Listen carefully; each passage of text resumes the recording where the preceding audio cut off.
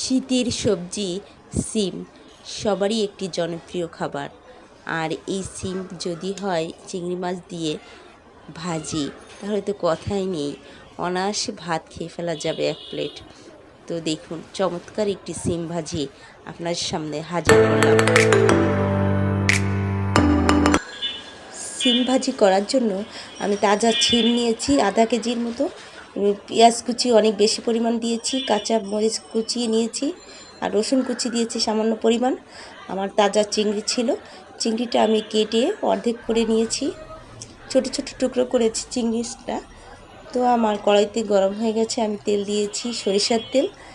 সামান্য পরিমাণ সরিষার তেলে আমি চিংড়িটা ভুনা করে নিব ফার্স্টেই।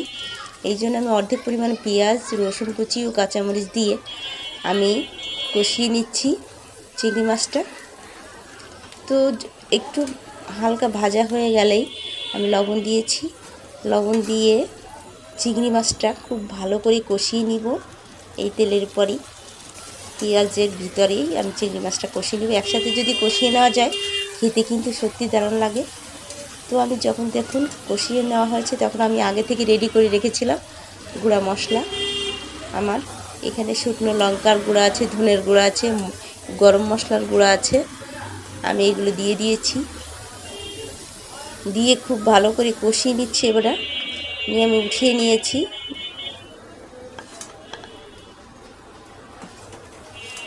আমি কিন্তু উঠিয়ে নিয়েছি, দেখুন একটা বাটিতে করে চিংড়ি মাছ আমি ভুনা ভুনা করে উঠিয়ে নিলাম। এখন আমি আরেকটু পরিমাণ মতো সরিষার তেল দিয়েছি কড়াইতে, সাথে দিয়ে দিয়েছি বাকি পেঁয়াজ কুচি, কাঁচা মরিচ ও রসুন কুচি, এবং একটু হালকা হয়ে আসলে আমি দিয়ে দিচ্ছি সাইজ করে কেটে রাখা আমার আলুর পিসগুলো খুব পাতলা হবে না, মাঝামাঝি হবে। তো আমি ধনের গুঁড়া একটু দিয়েছি, আর সামান্য পরিমাণ হলুদ দিয়েছি ও লবণ পরিমাণ মতো দিয়ে বেশ একটু হালকা নাড়িয়ে নিয়ে আমি দিয়ে দিয়েছি সিমগুলো। সিম খুব সুন্দর করে আমি ধুয়ে নিতে হবে এবং পানি ঝরিয়ে নিতে হবে, যাতে অল্প পরিমাণ পানি বের হয়। তো আমি ভালো করে কষিয়ে নিচ্ছি দেখুন। আর একটু পরে একটু ঢাকা দিয়ে দিলেই কিন্তু পানি বের হয়ে আসবে। ওই যে দেখুন পানি বের হয়ে এসেছে। এতে কোনো পানি দেওয়ার প্রয়োজন নেই। সিম ভাজিতে পানি দিলে আসলে খেতে বেশি ভালো লাগে না।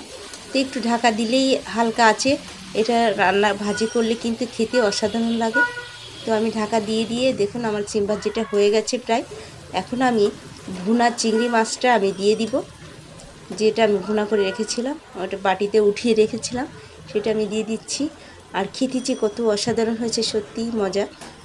এভাবে যদি আমরা ভাজিটা করি, সিম ভাজিটা চিংড়ি দিয়ে যদি এভাবে করা হয়, তাহলে কিন্তু খেতে বাচ্চারা পর্যন্ত পছন্দ করবে। আর দেখুন ভাজিটা আসলে আমার তেল বের হয়ে গেছে, এখন ভাজিটা হয়ে গেছে, আমি নামাবো। আর দেখতে কত অসাধারণ লাগছে, খেতেও দারুণ হয়েছিল। তো আপনারা সবাই ভালো থাকবেন এবং অবশ্যই রেসিপিটা বাসায় ট্রাই করবেন। আর চিংড়ি মাছটা ঠিক এভাবে ছোট করে টুকরা করে নিলে আরও ভালো হয়, তাহলে সবাই খেতে পারবে, বাচ্চারা পর্যন্ত খেতে পারবে। তো আশা করি রেসিপিটা আপনাদের সবারই পছন্দ হয়েছে। পছন্দ হলে অবশ্যই আমাদের পাশে থাকবেন, আরও ভালো ভালো ভিডিও যেন আপনাদের সামনে হাজির করতে পারি। এবং আমাদের পেজটাকে অবশ্যই ফলো দিয়ে দিবেন, যারা দেননি, যারা দেখছেন ভিডিওটা অবশ্যই ফলো দিবেন, পাশে থাকবেন, আর ইউটিউবে সাবস্ক্রাইব করবেন। ভালো থাকবেন, বাই বাই।